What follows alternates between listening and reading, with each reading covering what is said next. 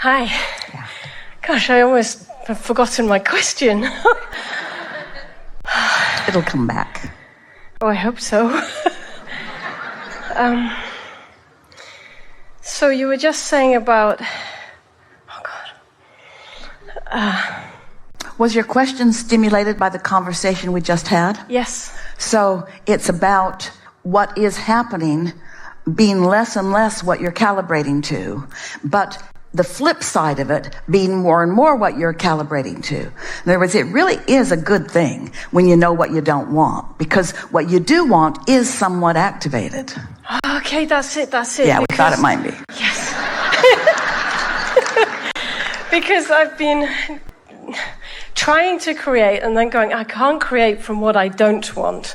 I have to create from being future. But let's say that in a different way, because you can create from what you don't want. Because what you don't want helps you to know what you do want. Everything is relativity, isn't it? How you gonna know? So don't be down on yourself about what you don't want. Instead, know that what you don't want is giving you information about what you do want. Okay, so then I kind of become really clear of what I do want. Yeah. And then I think I should be doing certain things, and I can't do them. It's super hard. Because you're trying to take action too soon. Let's say that your vibration's more about what you don't want, and you've launched the rocket, but your vibration's still more about what you don't want, but you've launched the rocket. Your vibration's still more about what you don't want, but you have launched the rocket. Well, at first, if you try to take action before there's momentum happening over here. Now, say this better.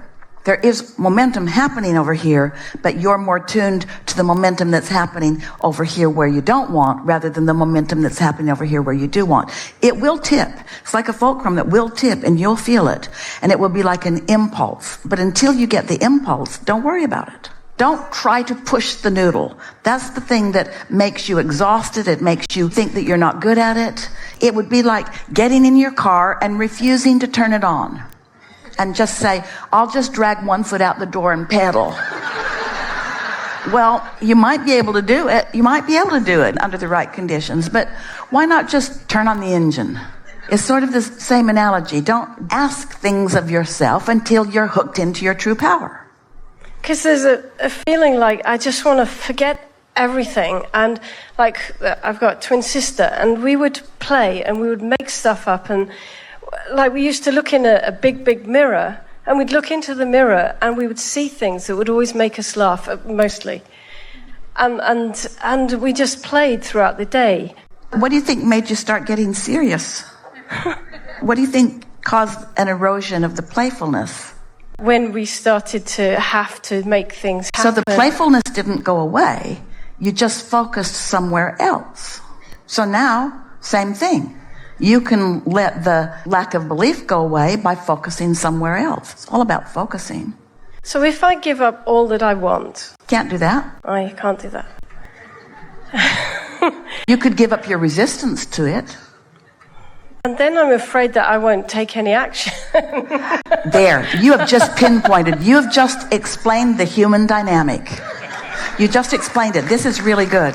People will say, well, I really want this thing that I can't have. I really want this thing that isn't coming. I really want this thing that I can't have. But I'm afraid to just let go of it, because in my experience, since I've been, like most humans, dabbling in the world of action and justification and explanation and motivation and some measure of control, I'm afraid if I stop efforting, if I stop struggling and sacrificing and efforting, that the universe will act like my mother and not give it to me.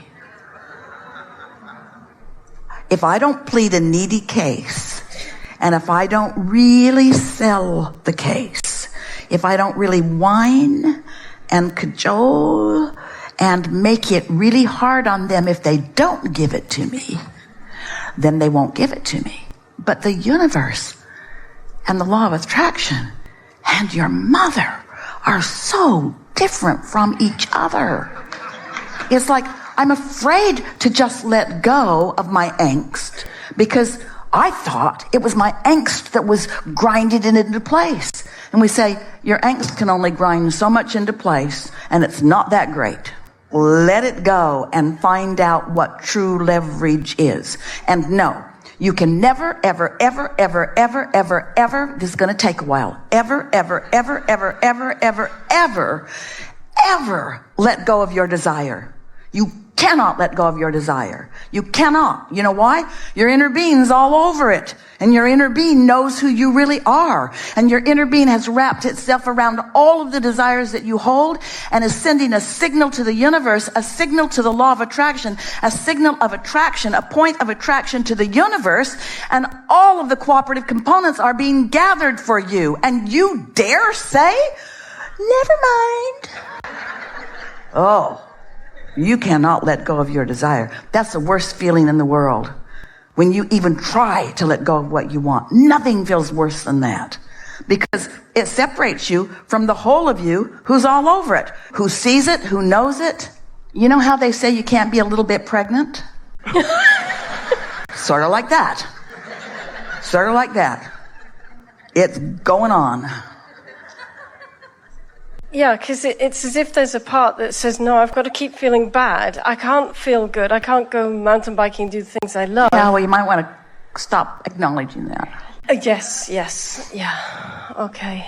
We get it. We were doing it too. In other words, we were acknowledging that's that contrast that helps you to focus. You see, that's why we go on and on like we do, because we know that if you can conceptually sort of grasp the laws of the universe, and really important, if you can acknowledge the larger part of you and its point of attraction and the part that that plays in your expansion and evolution. And then you understand the part that your negative experiences play in it too, so that you're not condemning that part, but embracing all of it. Step 1, step 2, and step 3 are all necessary in the creation. You got to know what you don't want to know what you do want, and so forth. That's what helps you to focus. And so step 1 and step 2 and step 3 are all important. It's just that humans make such a career out of step 1. And the reason that you do is because you keep reminding each other and telling each other and playing up against each other something that goes like this: struggle and hardship are necessary to prove worthiness. Where do you get that stuff? Not one time ever in the history of anything has sacrifice and struggle and suffering got you anywhere. Never.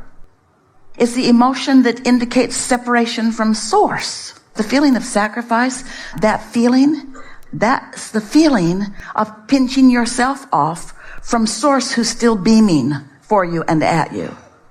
There have been a couple of times through the years that Esther said to us, you guys need to stop beaming, because the fact that you keep beaming on what I want makes it really painful when I don't. So if you could just knock that down a notch, I'd feel better. We never listened to her. We're not going to let her be an exception in the universe. She's got no choice but to join us if she wants to feel good. Okay, so the lover in the bed, the money in the bank is the giving up of kind of the action. Well, just for a little while, put the lover in the bank and the money in the bed. Just mix it up somehow. Just do something to look at a little differently. Because the lover is in the bank. It's in the bank. It's in the bank. It's in the bank. So what's the trick to not noticing the lack and seeing what you Getting do good work? at focusing on things that are easier and staying off the subjects that are harder.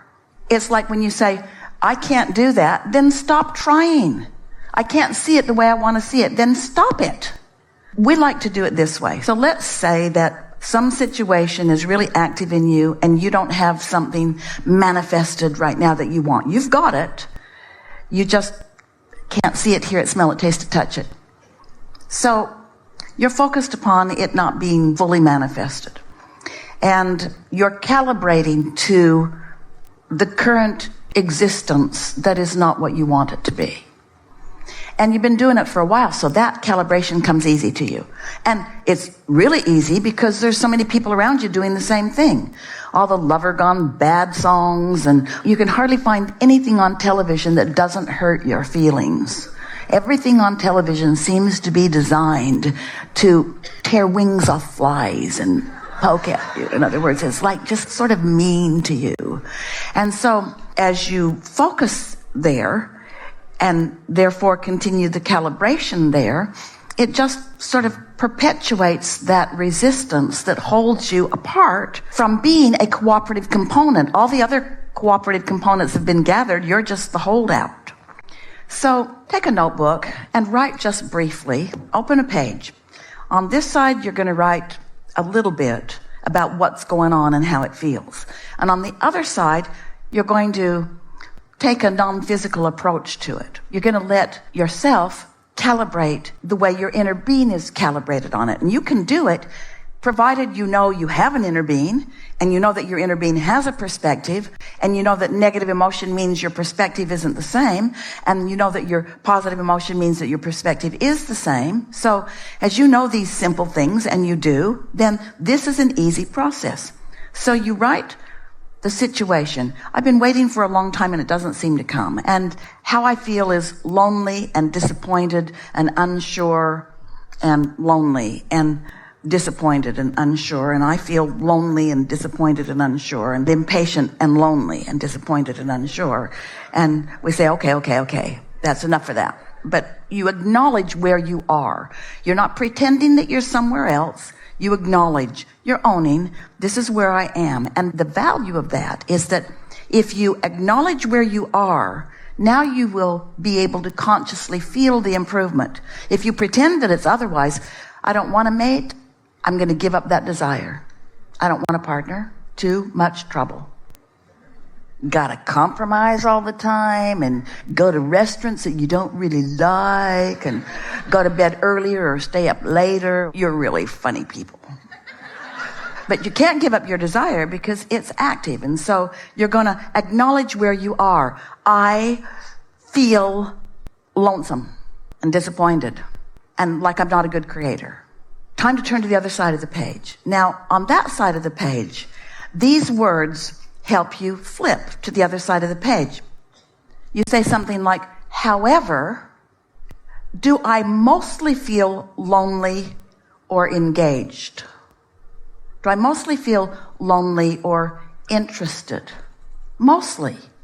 Well, sometimes I feel lonely when I'm thinking about that, but mostly I feel engaged. Do I feel bored with life or eager about life? Mostly. Which is it for you? Eager and engaged. Eager. Did you hear her? She didn't have any trouble with that. She didn't go, She said, eager. There's no competition. There's no question. You feel eager. Do I feel incapable or capable? Capable. So capable. That's who I am. Just that much conversation has hooked you up to who you really are. In other words, that situation is no longer the object of your calibration. This one is. And in this very brief focus, you have left that vibration on that subject in a new place. You're not all the way done with it, but you left it in a new place. Your point of attraction has shifted because you stepped back, acknowledged who you really are, activated who you really are. While the other subject was still active in the background, you calibrated all over the top of it. You owned it, and you summoned from that things you haven't summoned from that before. So you no longer feel like you felt before you did that. That's the calibration process.